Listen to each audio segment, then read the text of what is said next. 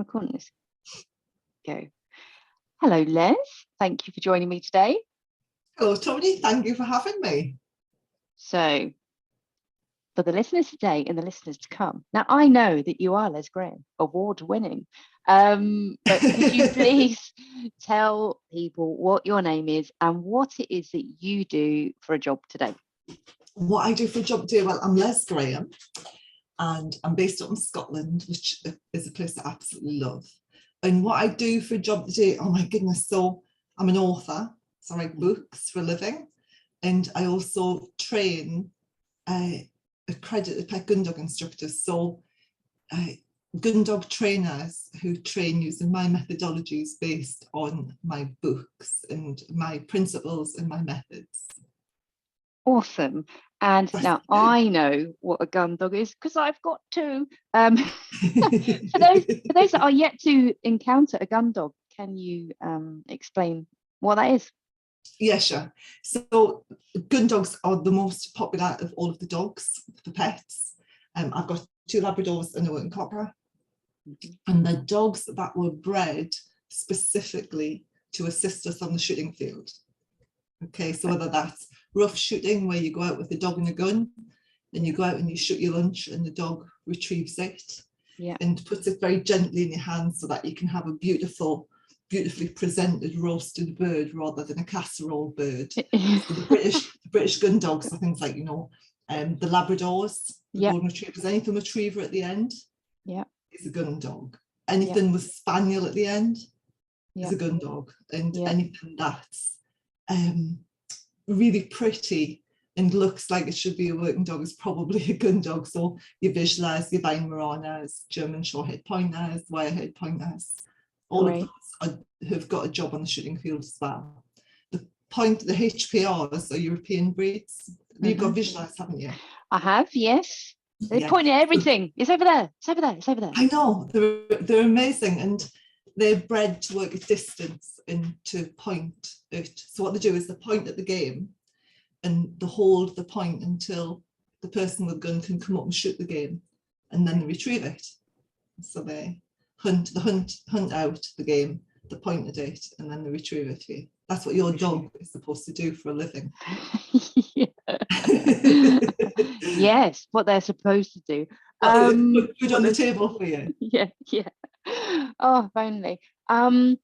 Now, this is quite awesome thing. You've got your training methodology. You write about it. People become accredited in training to your methodology. Let's go way back to before you were doing this, before you were doing anything for a job. What were your memories, or what are your memories of secondary school? Secondary school was not being there, really, and playing hooky and then nipping out of the grounds for a ciggy when the teachers weren't looking. I was terrible. So mainly I used to try and play hooky, so I'd go down the stables and ride the horses. And my spaniel's wagging his tail. I can hear it. It's like a little drum beat there. It is. Do you want me to get him out? Okay. That's all right, as long as your voice is, louder. Okay, I'll make sure I'm close at the mic. So just playing hooky, really. I didn't particularly enjoy school. I think I was so focused on horses and being around horses that I didn't really study. And then when I discovered that I needed to train as an assistant instructor, a riding instructor with the BHS, that I needed to have 4 O-levels, I kind of went, okay, need to get my finger out and do something about this. And by then the teachers had labelled me as a troublemaker, and that was it. I was done. Wouldn't help me. I had the label by then, and it stuck. Yeah. And where did you end up with your O levels? Did you? I didn't. You didn't? No. No, I think I got about 5 or 6 CSEs, and then I got 1 grade 1, which is the equivalent of an O level, and that was in typing, which has really set me in good stead, I've got to say. Easier to write books if you can type properly, isn't it? It's a lot easier, and I used to work in IT as well, so I used to be able to chat to people while I was writing computer programs, which used to really wind the guys up, no end. So yeah, no, that was really useful. So you talked about, you started off with horses then. So you wanted to be a riding instructor. So leaving school as you did with not the correct number of O levels to become an instructor, what did you do? I trained to be a riding instructor. I still went ahead with it and trained to be a riding instructor so that I could do my horse masters exams, which you didn't need any qualifications for. Okay. So I left school at 16, left on the Friday. The Monday was the bank holiday Monday, and I started work on the Monday, and that was it. So I started as a working pupil, which means that you work for your education, you don't get paid, so you turn up and you do everything. Okay. And then something you're studying, you know, mucking out, learning how to teach. And I actually went back to the lady who taught me how to ride when I was 7. So I went, it was a full circle for me. So the first horse I rode with her was this massive horse called Teddy. Yeah. And when I went back as a working pupil at 16, he was the first horse I rode. Wow. So it was really special. Mrs. B is amazing. And she's only just stopped riding at 90. So she's a special woman. Yeah. And how did you support yourself if you were being an unpaid pupil trying to establish yourself? Stayed at home, stayed with my mum. Yeah. Good old mum. And where did you live? Whereabouts in the world were you? Because I know you've been all over, Les. At that point, I was still in Tyneside. I hadn't left the northeast. And then I did leave and went to work in Bedlington, which is in Morpeth. Okay, yeah. And that was on the old YTS scheme, you know, the youth training scheme. I worked in a hunt yard, and that was really interesting because we lived in a caravan in the middle of winter with the windows didn't shut, and it was chilblains down the back of my legs, and I was still having to ride horses for 5 hours a day. It was pretty dire. Wow. It was pretty dire. Wow. But it was great. I was 17, it was great, you know. Fun. You do. I mean, there are things you do at that age and you think, I cannot believe that I was sleeping in a caravan with the windows open in the winter. I know, it was shocking, really. And then we didn't have any hot water, so we had to boil everything up in a pan, and then you'd go out in the yard and you'd stick your head under the hose pipe first in the morning for a shower, and it was just, you think about it now, you just cringe, you know. That's made my scalp freeze. Yeah. And what happened then with your horse instructing? Did you become an instructor? I used to teach, but I didn't qualify as such. I did the BHS grading, so grades 1, 2, 3, which is focused mainly on riding rather than teaching. And then I did become a riding instructor through experience rather than through qualification. And then I left the hunt yard at the end of the hunt season. Yeah. Went into an eventing yard, and then I had an accident. Had a horse fall on me, and I damaged my pelvis. Wow. Told, forget riding, forget all about it. So I then went into a sawn. I was still in the northeast at the time, and I started working in the sawn factory just to try and get some money in. Which factory? A sewing factory. I can't remember for the life of me. It used to make French Connection clothing is what it used to. I don't know if you can remember the French Connection brand. Well, I do remember, because they really did get into some trouble for the FC UK thing, didn't they? They did. So the French Connection. FC UK. I forgot about that. Yeah. The French Connection UK. I used to work for them in the sawn factory in South Shields. Okay. Yeah, and it's really funny because I can remember I was. It's called a thread ender, or the final exam now, where you check the garments and stuff. And I can remember it was the year that Band-Aid was #1, because I can remember standing, and every time I hear the song now, I'm back in the sawn factory in South Shields with all the girls singing, sorting out the garments, you see. I know. Amazing. How was your recovery from that accident? Long and painful. I discovered lace making. I started doing lace making to try and keep my head together. My mum got me into lace making. And it was painful. You know, they didn't do anything for me. They just said I had to wear similar to a weightlifter's belt, like corset, Yeah. and no riding, and then had to do really gentle stretching, and Yeah. couldn't stand for long, couldn't sit for long, couldn't stand for long. Right. So I would have thought working in a factory is not great if you've got serious injury to your pelvis. Yeah, no, I think I'd partially recovered by then. Okay. But that's where I ended up, because I was unskilled, no qualifications, I had, I'd never been in an office. Yeah. Never been inside of an office at that point. I was still 17. Yeah. And had left school with no O levels, like GCSEs, and all I knew was how to look after horses and dogs, and that was it. And I guess actually thinking about you being in a huntmaster's yard, you got that combo. Horses and dogs. Horses and dogs. Yeah, we didn't have the dogs in the kennels. We just we looked after people's horses from it was delivery yard. But I'd had dogs from when I was 13, so that's what I knew. I knew animals. I didn't know people. But I would guess to work in a factory, you've got to have pretty good, tolerance of people, if not the ability to get on with people, because you're working in close quarters, aren't you? It was a good laugh. It was it was very fruity. The language was really, you learn, a 17-year-old going on the shop floor, you learn a lot about life very quickly. Yeah.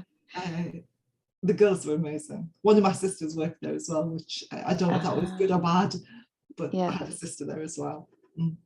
And where did you go from the factory then? From the factory, I moved to Worthing. Okay. So I left Tyneside. Yeah. Went down. One of my friends was getting married, and one of my older sisters lived in Worthing, and she came up for my mate's wedding, and I went back down with her for a holiday. The plan was we were going to come back 3 weeks later for a sister's wedding, and I loved it, and I got a job down there in an office, and I stayed. Right. So I just started looking for a job when we were down there, and got offered a job at South News Limited, which was the free newspaper in Worthing. Yeah. And started there as a credit controller in office dog's body, and that was really interesting. And I used to phone people up and ask them for money over the phone, and I don't think they could understand me, because I was really broad. I was still 18 at the time. I was really broad Geordie, and I'd phone them up and I'd say, "Oh, I see you still owe us some money," and they go, "Yes, how much do you want?" my accent was to just terrify them into giving us money. So I got a lot of money coming into the company, which was great.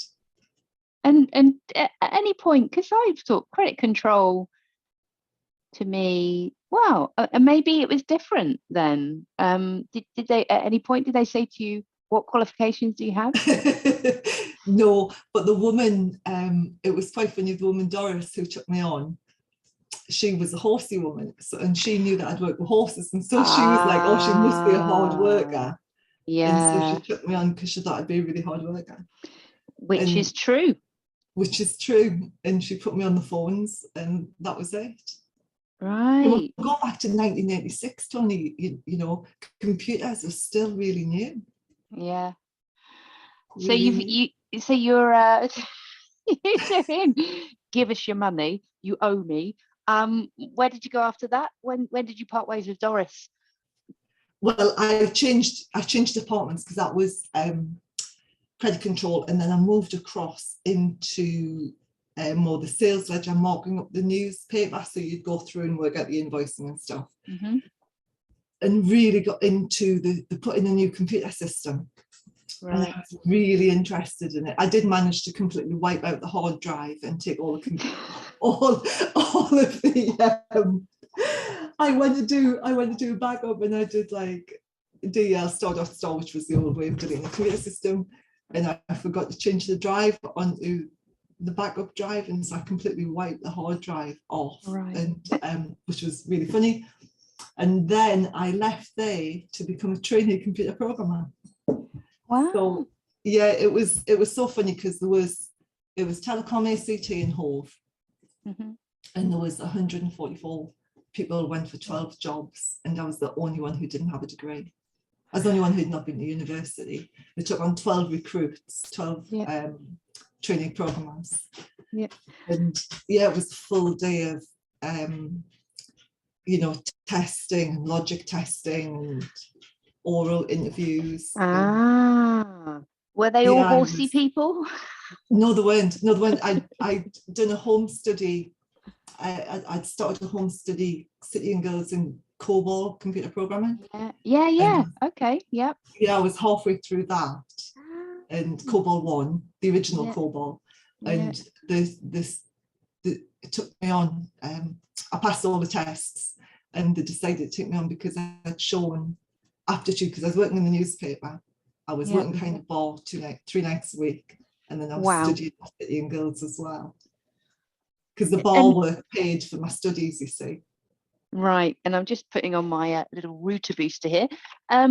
So what do you think gave you that drive? Because you, as you said earlier, teachers have gone, you know, too busy playing hooky. I had a guest on previously who said, do you remember bunking off? I was like, yeah, bunking off. Playing hooky and smoking cigarettes. So the teachers have gone, no, that one, not going to be able to teach her anything. And yet you have an obvious talent and aptitude for learning and applying that and teaching others. Where does that come from? I don't know. I mean, for the IT, my sister was in IT, and I really looked up to her. She was my, you know, my hero when I was growing up, and she was she was the one in Worthing that I went down to be with, and she worked in IT, and she was just sassy, you know. She'd kind of, we're talking late 80s again, you know, I mean 1986, and she would dress in these amazing suits, and she had an XR3i, you know. You remember that? She had an XR suit 3i, and then she had an RS Turbo. Wow. Red RS Turbo, and I just thought, wow, this is awesome. And I just found it really interesting, and I've got a head for organising, and it came quite naturally to me, you know, the whole if this then that, which is what computer systems are all about. If this then that. Okay. So you became a programmer, I take, because you said actually you were programming and chatting and freaking out all of your male colleagues because you could touch, type and look away and carry on touch, type and tell jokes at the same time. How long were you in IT for? Ooh, Craigie, I was in IT 1988 up until 2001. Okay, so you did a fair fair tour of duty. Fair tour of duty. Worked in Australia as well, so met Kenny in 89, and then we moved to Australia in 1990, Melbourne. And for those that don't know Kenny is your... Kenny's my amazing husband. He's amazing, awesome. Kenny. Oh, he's awesome. He's the best. So we moved to Australia in 1990 because he was moving out there before he met me, so I went along for the ride kind of thing. Yeah. And when I was out there, we changed from COBOL, which is what's COBOL 7? Common orientated business something object language. Object language. Yeah. So and I learned a new language called APS and worked for PHEW on, and we set that, which is really big now. It's a really big insurance system. Right. And when I was out there, what was really funny, I moved out there, went to an agency to find a job, and got told by an Aussie that I should get elocution lessons, which is just okay. You owe me money, by the way.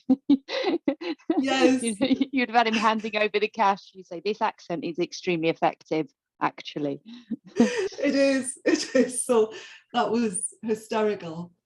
And at the time, I was really taken with guide dogs and the whole, how to train them. And there was a guide dog centre around the corner from where we lived in Melbourne. And I looked into it. I looked into leaving IT in 1990 to train guide dogs, but they wouldn't consider me because I didn't have a psychology degree and I wasn't prepared to be a kennel maid for 2 years. So that thing went straight out the window. And explain to me why a psychology degree was necessary to train a guide dog. I really don't know. I think it was more to do with the fact that you were dealing with people and you had to understand people and how to talk to people and what made people tick. Okay, fair But enough. I thought it was ridiculous. Yeah. You know, so I didn't do it. I stayed in IT and made a lot of money instead. Yeah. Which was great. Why It not? was Yeah. good, yeah, so that was really good. So we had a year in Australia, and then we came home and I stayed in IT. And then I had my son, and then from there I went from being a computer programmer to a team leader to a project manager, and moved across to Amex in Brighton, and I was a project manager on the year 2000 project. So I was one of the guys who used to go in the middle of the night and make sure the systems didn't fail on the Millennium. Yeah. Which And was explain a to really exciting project. there will be some people that listen to this who are well, still in their early 20s and won't remember all the Oh fuss about man. Y2K. Yeah. Imagine that. That makes me feel really old. That makes me feel really old. So, I know. Me too. Yeah. It's amazing. It was an awesome project. So a lot of the code, so we started the project in 97, and a lot of the code that we were looking at was going back to the 70s, and hadn't considered, you know, really, really early computer programming where this is really alien, everybody, but just as I was joining, we were moving away from the data sheet. So you would have, you know, a sheet of A4 and it would have 133 little boxes on it by so many lines. And you used to have to hand write the computer code. Right. And then it would be typed in. Okay, so we'd just gone beyond that when I went in IT. But we were still creating something called Kicks Maths, which is every single bit on the computer screen you had to manually code. So you would have to say, you know, line 5, position 70, and you would put a colour attribute on it. That was all manual coding still back then. Wow. I know it's really changed. And so we were still doing that, and the code, a lot of the code we were looking at had been manually entered through data operators, you see. And it went back to the 70s. They weren't expecting it to still be around 30 years later, and it was still in there 30 years later. Yeah. They had no concept of clicking over into the new millennium. Yeah. And so that's what we did. And I worked with Europe, Middle East and Asia. Yeah. Made sure all the systems hung together. Some of the guys who I knew in IT were working for things like organ transport systems, where the systems would have went down over midnight and the organs en route would have died. So it was a massive project. Not so much for me. For me, it was more making sure that we could still get your money off your credit card at midnight. Yeah. But there was some serious stuff going on. You know, systems it's really that you wouldn't have thought of. And it's interesting. I know when we spoke kind of prior to this, you know, my memories of Y2K. So I was born in 75, so I absolutely remember the panic. However, what I remember most was the like the tabloids saying, you know, your toaster will not work, saying that household appliances that had no reliance on dates would fail. Whereas actually the economy, healthcare, lots of things could have just come to a grinding halt because they couldn't cope with the 200. Yeah, and it was because a lot of, without getting like really technical, because a lot of date fields are held as 4 bytes. Yeah. Or 8 bytes, you know, so a DD, MM, YYYY. Yeah, yeah. But back in the 70s, it was DD, MM, YY. And so when that clicked over to 00, the systems would have crashed. Yeah. And this was what the problem was. And yeah, it was things like, you know, blood banks, they were the big things. The NHS, a lot of the NHS systems. Yeah. Yeah. Incredible. So you were there at a real point in history. When you completed that project, did you think, job done, and now I'm going to do something else? I was actually partying on the Millennium. I wasn't at work. I wasn't even on call. It was like, okay, I've moved on. Thanks, you can deal with that. I moved on to the Euro, which was really funny, you know, going for the common Euro, the Euro program, introducing the Euro in Amex, and it wasn't the same. It was still really good, but when you've been on a big project like that, you know, you can't move the deadline. No. You've just got to get the job done. And it was a bit of a letdown after that. It became very same old, same old. You know, even though the Euro was a massive project and it was huge, it wasn't the same as the year 2000 project. No. And you had all of the contractors together. You know, I had like 15 contractors working for me at one point, and I was contracting, and it was really, really hard work. And my health really took a hammering off, working days and then working through the night as well. But it was just amazing. It was such a laugh. Intense, but great fun. And what happened after that then? So the Euro is not as good as the Y2K project. What do you do next? I left IT. I left it. I walked away. So when I was on the year 2000 project, I was still smoking. Right. I was still smoking, and we were living on things like Marmite sandwiches overnight and lots of coffee to try and get through the systems, you know. And I started getting really bad tummies, really bad IBS, and I saw a kinesiologist. Linda was amazing, and she kept me fit and healthy throughout the year 2000 project, and I just got really fascinated with it, the way the body would heal itself, given the right nudge, you know, and through muscle testing, you could find where the imbalances were in the body, and you could find what the body needed to heal itself. And I was just... Again, kinesiology, so you talked there about muscle testing. What is that? Let's say, do you say her name is Linda? Yeah, Linda was her. Yeah. So what did Linda do for you? If I were you and I said, having a nightmare, I'm living off Marmite and cigarettes, I've got awful IBS, how do you muscle test? How does that work? Okay, so what happened? So the muscle testing that she did was within the Touch for Health system, which was developed by John C., who was a chiropractor. And he took applied kinesiology and put it into layperson's terms. Okay. And what you do is you use the integrity of different muscles, and you just put a couple of pounds of pressure on them and see what the muscle does. And the muscles relate to the 14 meridians, which is what the acupuncturists will put needles in. And so what you do is you put your arm, your leg, or fingers in certain positions and just test the integrity of them. And then you would look at the reflexes on the body, so the lymphatic system or the neurovascular system, and you would either touch or massage the reflex on the body, and then you would check the integrity of the muscle, and it would either be really strong or it wouldn't be as strong. And then you know that where that imbalance is. So you can do it for things like food sensitivities, allergies, emotional stress.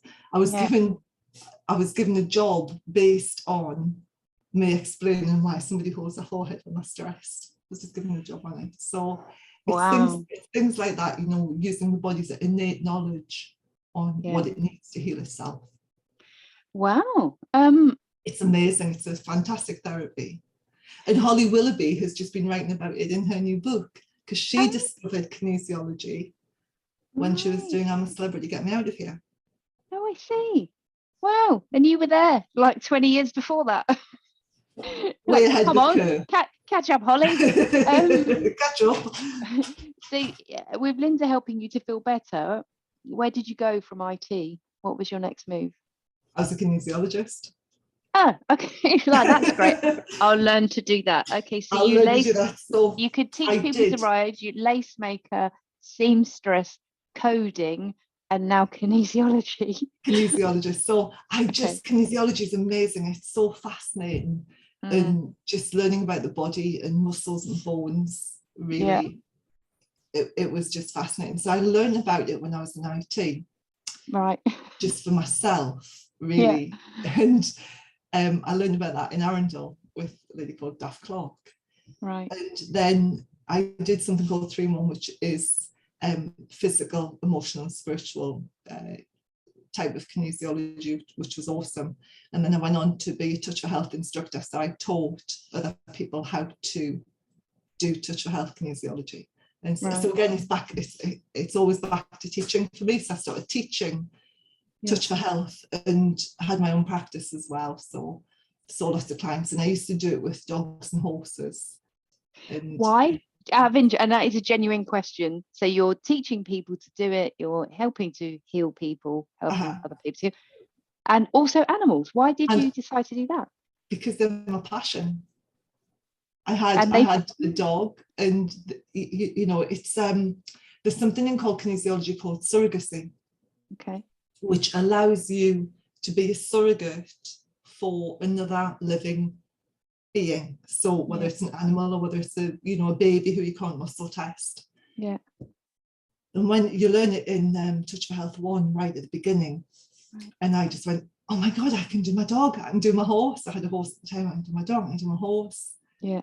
And I was by that time I was a Reiki master as well. I started doing Reiki in 97. Right. Again, before it got popular. Yeah. And so I was a Reiki master by then as well, and doing Reiki on my horse and my dog. Yeah. And it was amazing, just being able to do muscle testing. So the way surrogacy works is, do you know how when you're growing up, you're told never touch anybody who's having an electric shock? Yeah, because it passed through. That's surrogacy. So basically, because we're electrical beings and we're 75% water, we're fantastic electrical conductors. Yeah. And so if I touched you, have an electric shock, the energy would flow from you to me. Yeah. And so that's how surrogacy works without the electric shock. You can you can be muscle tested for somebody else's energy if you're touching them. Is now a good time to tell you? Me and my friends used to go and hold on to an electric fence in a chain. And the last person to get the shock. Let's all go down to the farm and do that. That would be a good idea. Yes. Oh my goodness. So yeah, obviously, we were doing scientific research. Scientific research, absolutely. Yeah. I'm just thinking, where's your time for Kenny in all of this? Because I'll be with you in a minute. I'm becoming a Reiki master. Hang on in there. He's a Reiki master too. Okay. Yeah, we did some of it together, not all of it together.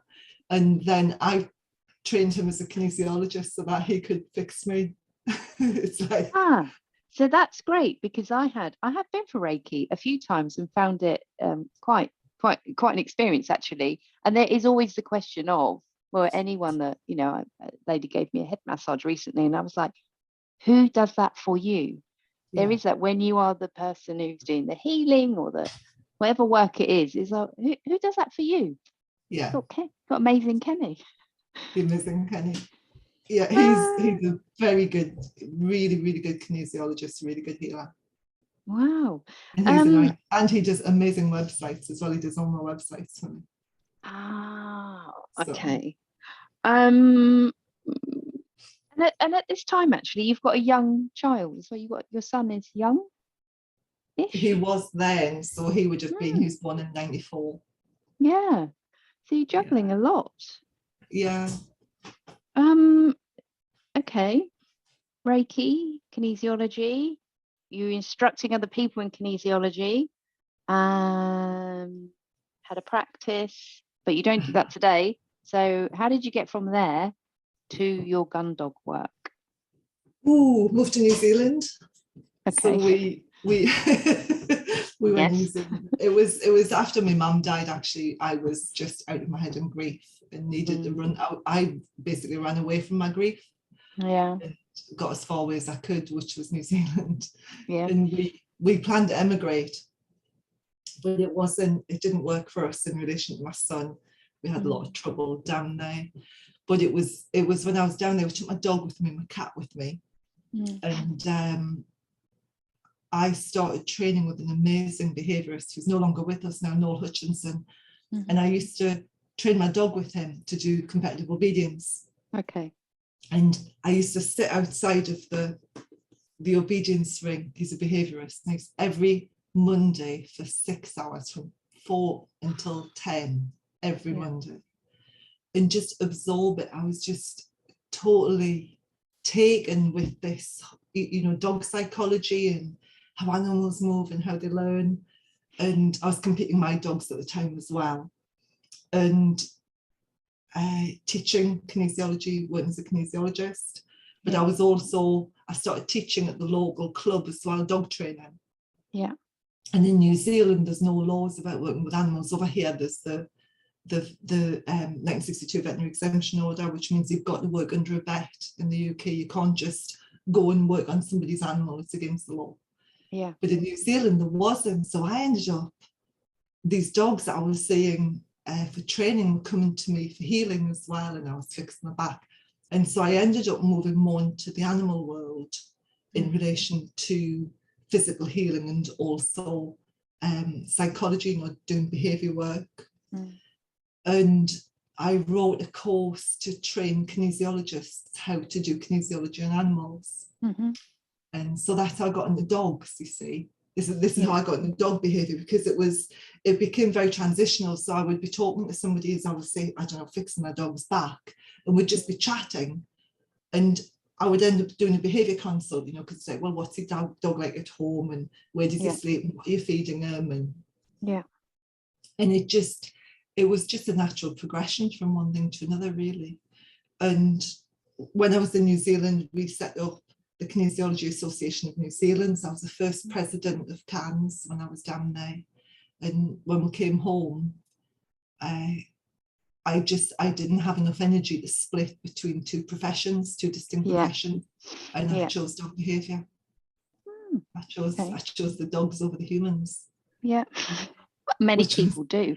Oh, it was lovely. It was just, it's scary, really scary at times, going into a room with a dog that you know wants to put you in hospital, but quite life changing for the owners. You know, we get used to how a dog behaves, and we start adapting our behaviour for them. You know, if a dog grumbles at you, you go, oh, I'm sorry, and you move away from it. And then very quickly, before you realise that the dog's actually terrorising you, and to go in and change a dog's behaviour so that the people can live with it without being bit, or without the children being bit. It's quite a privilege, even as it's really scary. It's quite a privilege to help somebody, you know, the relationship with a dog.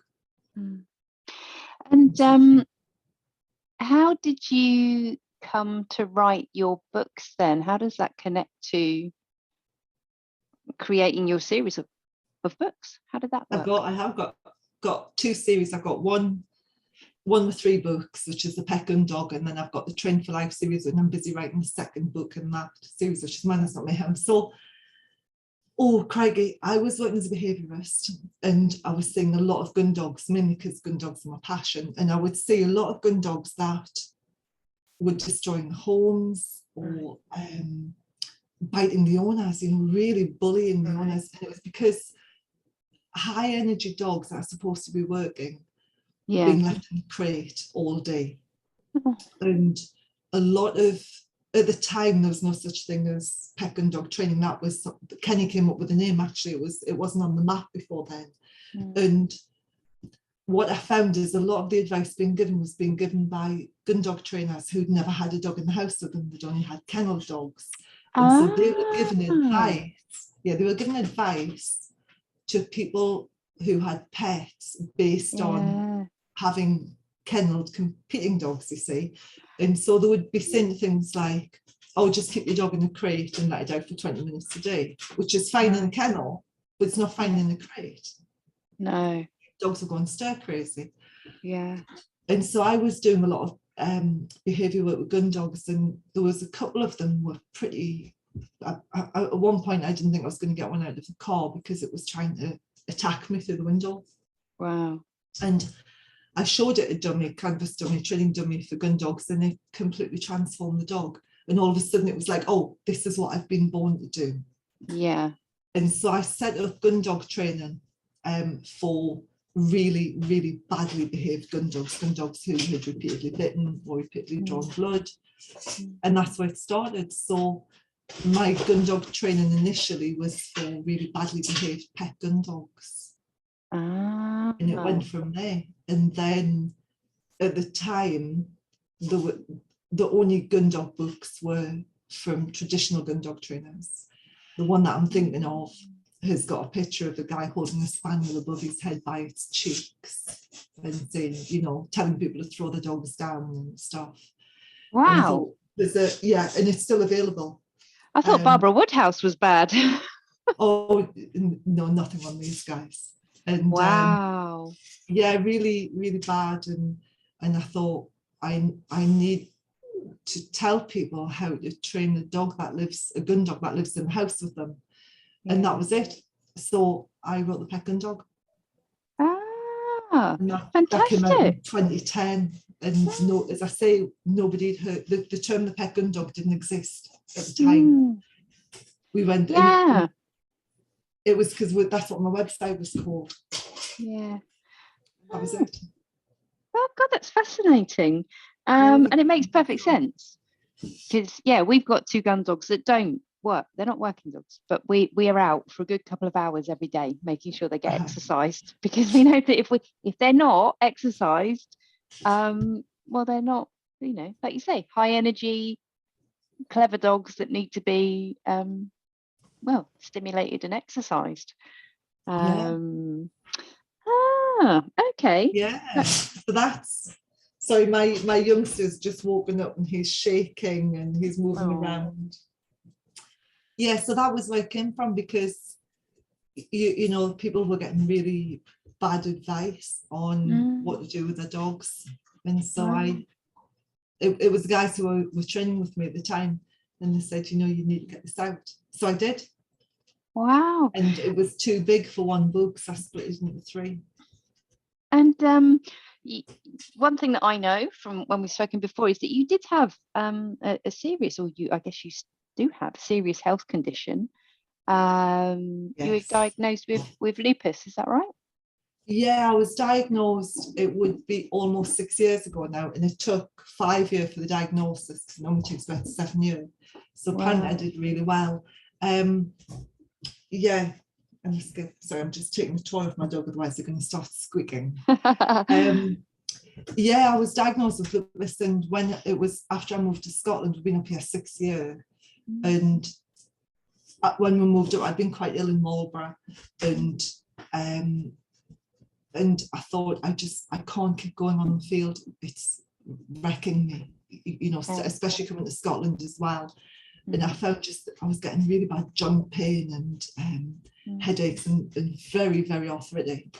And as I say, it took about 5 years for the diagnosis to come through. Wow. And in that time, I decided that when I moved to Scotland, I wasn't going to go back on the field, and instead I was going to train. I was going to write a course and train people to do my methods, you see. And so I did. It took me almost a year to write this course. It's an 18-month course.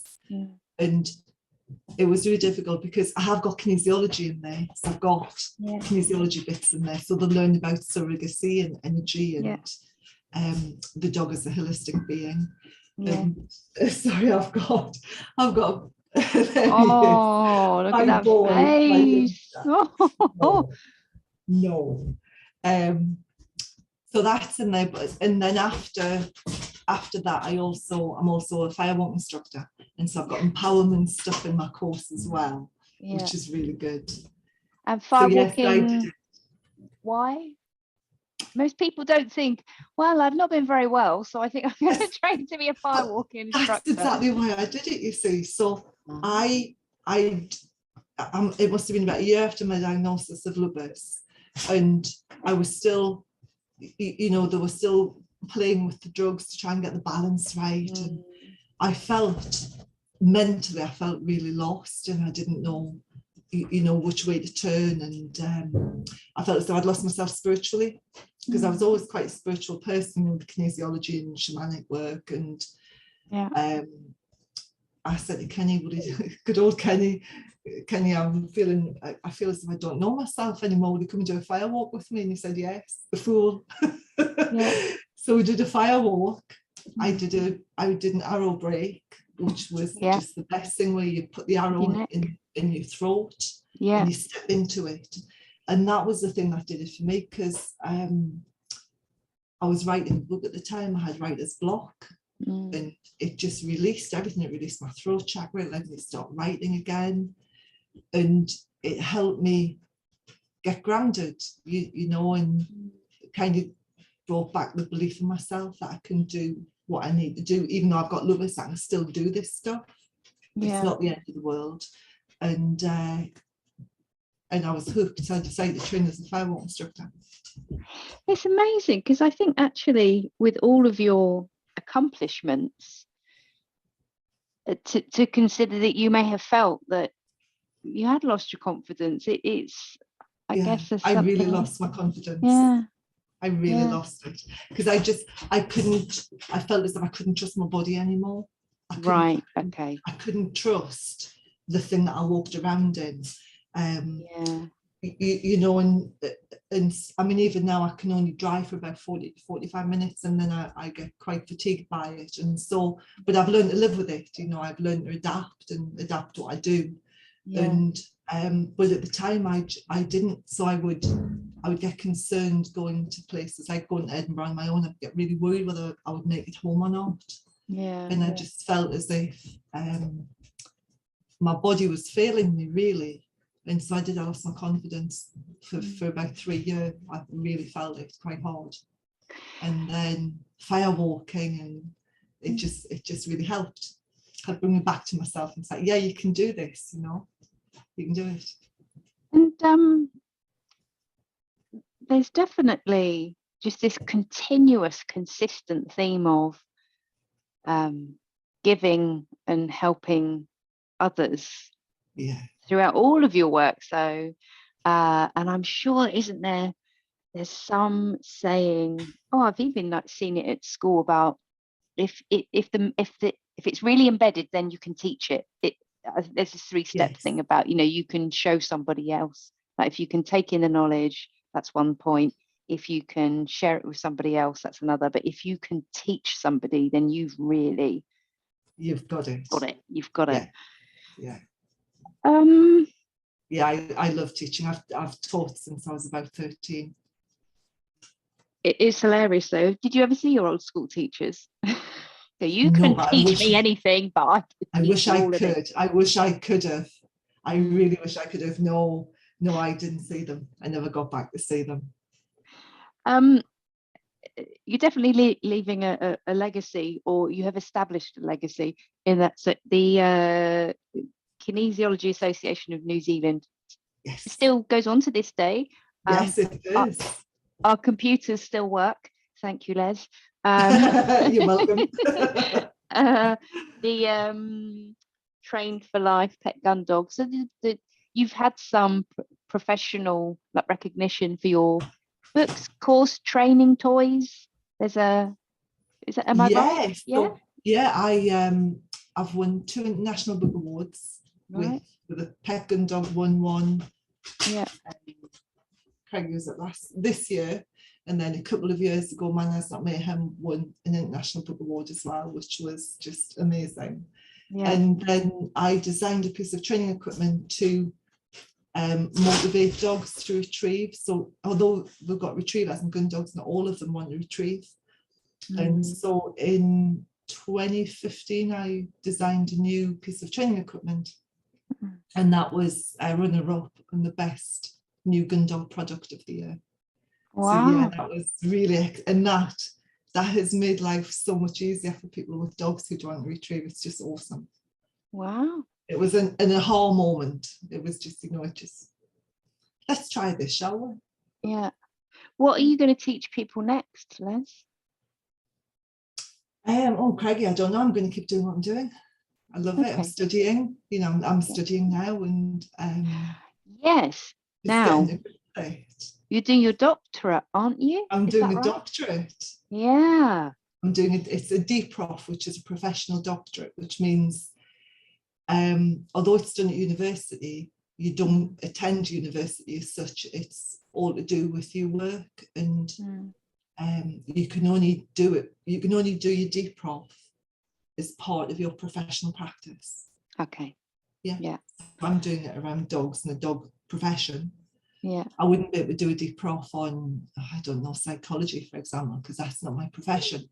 Yeah. And so you have to be doing the job, which I think is, for me, the best way of doing it. So I did a master's degree in 2011. Again, it was professional practice. And that was all on gun dogs. It was whether their inherent behaviour will trump the trained behaviour. It was really interesting. It was canine cognition, and we did it. I did an experiment on it, and it was all videoed, and it was really, really interesting to do. But again, it was canine behaviour and psychology, and I could only do it because I was doing the job. Yeah. And did trained behaviour just, you know, I'm sure there's a very big what do they call it? What do you submit at the end when you're studying like that? Your dissertation. Did you have to provide a big dissertation at the end? I did. You did? I did. Well, it was 12,500 words. Yeah. So could you just narrow it down to a yes or no for me, please? Yes. Yes. I actually did it. I've done a YouTube video on it as well. I just did like a little 10-minute YouTube video detailing the experiment, what we did, what happened. Awesome. So it was in following the point. So whether a dog will follow the gaze, which is inherent, you know, that's how dogs they communicate with us the same way. It's like, what do you want? And they look at the biscuit barrel, you know, the soup barrel. What do you want? They look at the lead. Yeah. Or the trained point where we're teaching them to go in a certain direction. Yeah. So whether they would follow the inherent gaze more than the point. And so I looked one way and pointed the other. Ooh. And there was a tennis ball at both sides. So it's like, right. you got that one? And it was actually 50% of the very, very, very well trained gun dogs ignored the trained command, which was massive. And so that was in 2011. That was just as I was writing the advanced pet gun dog, and I changed all of my training around it. All my training techniques were changed. I put in the books. Wow. And that's what I teach now. I teach the combination of the point and the gaze. Okay, that's fascinating. It was great. It was so good. And what do you think throughout your kind of, let's say, career history, life history, what has served you well? What's been the thing that you think, you know, this is what's helped me to consistently, like, you know, achieve or become who I am? Follow your passion. Follow your passion. You know, if you're passionate about something, you can do anything really. You know, you can turn. So I'm getting jumped on by a dog. It's that time of day. It is. Well, actually, it is. It is. It's like, I'm getting hungry. Has somebody cut my throat here? Yeah. Oh, see, they go and sit on the mat. Like, we're in the place where the food happens. Yes, that's what he's doing. And he'll climb on my lap on the night time when it's bedtime. He'll go, I'm really tired. Put me to bed. His crate's open, but he still wants to be put to bed. I think it's find the thing that gets you really excited, because it doesn't matter what it is, you'll want to learn more. So I hated studying at school, but now I spend all of my time pretty much either studying or teaching, and it's because I'm just so fascinated by the fact that we've got a social predator sharing our life, and we can live in harmony with a completely different species, and they have, as part of domestication, they have adapted and evolved to be able to read us. They've adapted to be able to read our body language, read our facial expression. They've adapted their behaviour, so they bark. You know, Yeah. before they were domesticated, they didn't. When they were wolves, they didn't bark, and they've